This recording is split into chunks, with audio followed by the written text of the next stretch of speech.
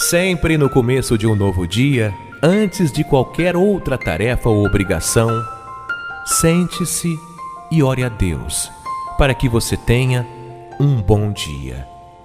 Comece orando, agradecendo e não lamentando, bendizendo e não amaldiçoando, se fortalecendo e não se entristecendo.